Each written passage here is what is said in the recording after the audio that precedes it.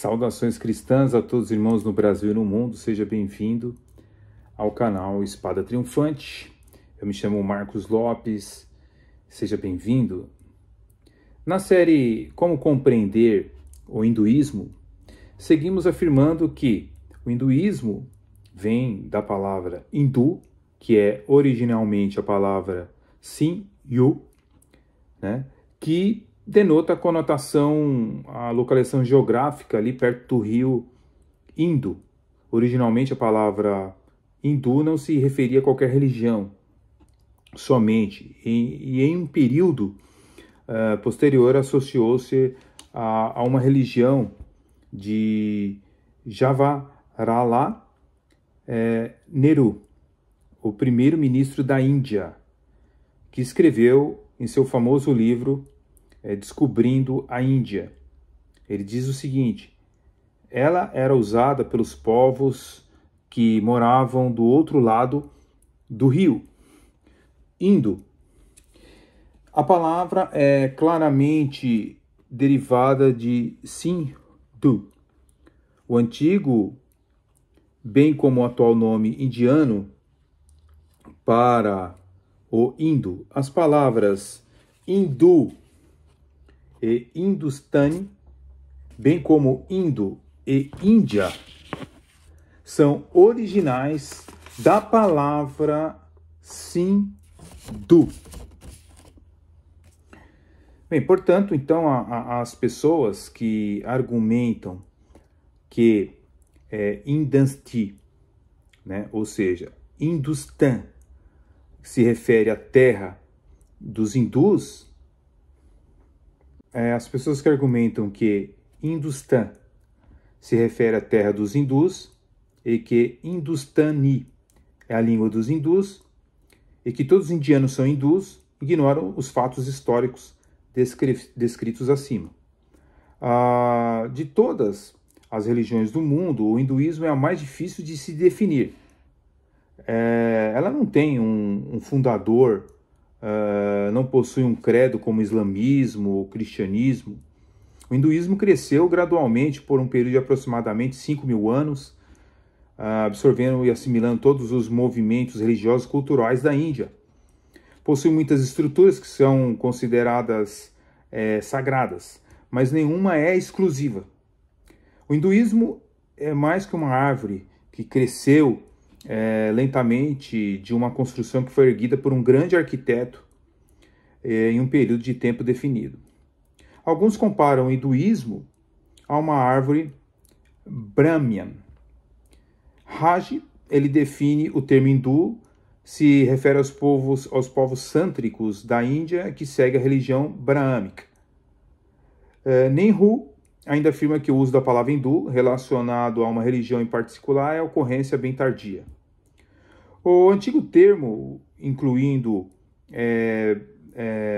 a palavra do grande conhecido Dharma Mahatma Gandhi, também fez uma afirmação similar, né? Gandhi, ele disse o seguinte: na realidade o arianismo teria sido uma palavra descrita melhor que hinduísmo.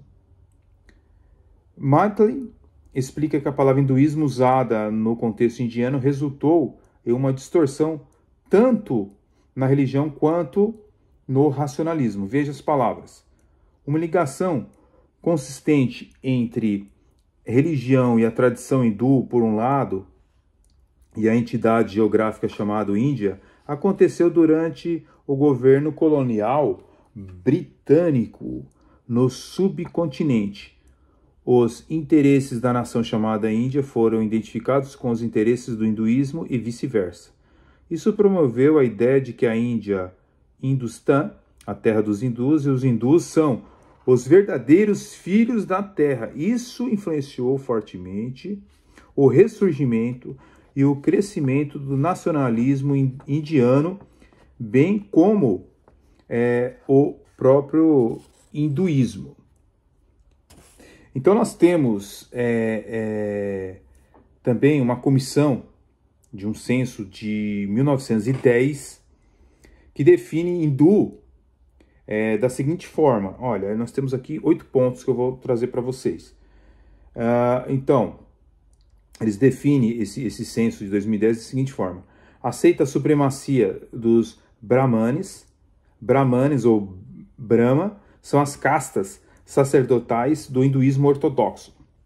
Segundo ponto, a comissão do censo de 2010 ela define a palavra hindu da seguinte forma: recebe o mantra rito ortodoxo hindu de um Brahmane ou outro guru hindu reconhecido. Terceiro ponto, aceita a autoridade dos Vedas, antigas escritas, né, do hinduísmo ortodoxo.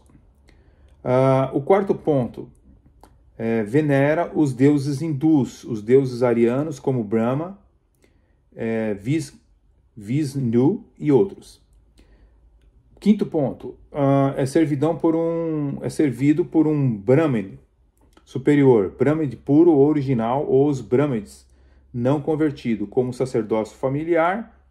Sexto ponto, não causa contaminação pelo toque. O hindu ortodoxo é considerado membro de uma casta superior e nascido 2 vezes. Seu toque em outro hindu de casta superior não causa contaminação.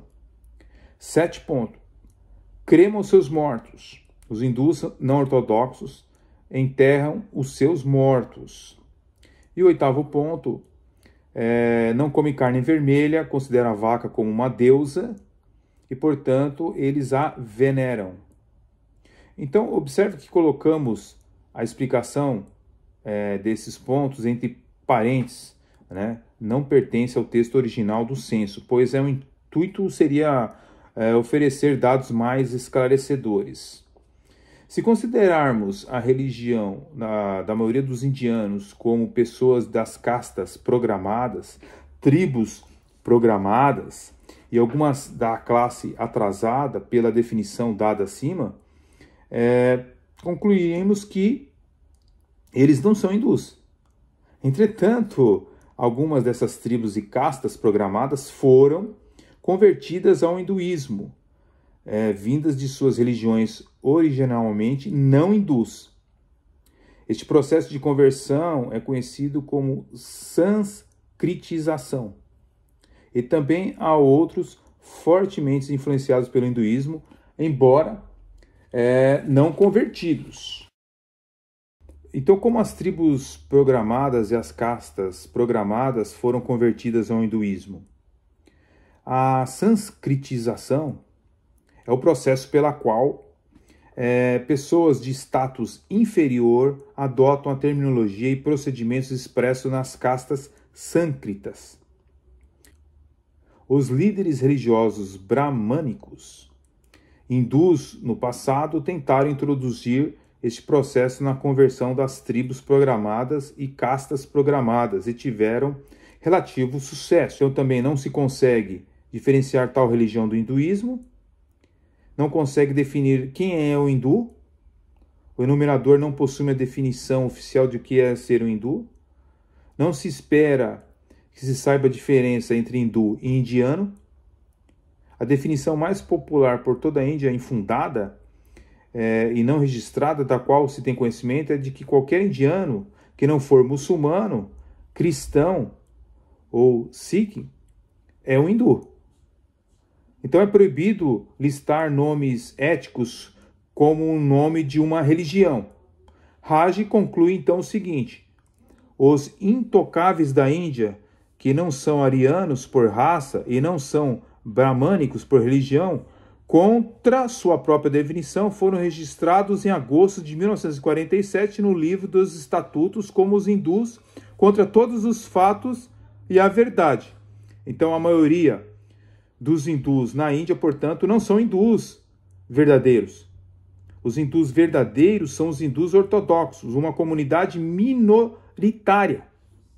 Como o próprio Gandhi escreveu, os hindus, seguidores da religião bramânica, não são de fato a comunidade majoritária, se colocarmos todos os dados juntos. Então, ter conhecimento deste fato nos ajuda muito a entender o hinduísmo sob uma perspectiva clara, e tal entendimento revolucionará a maneira como pensamos missões e as formas de alcançarmos os seus seguidores através de Jesus Cristo, que é o único caminho, a verdade e a vida, conforme João capítulo 14, verso 6. Fiquem na paz, Deus abençoe a todos e até o próximo estudo.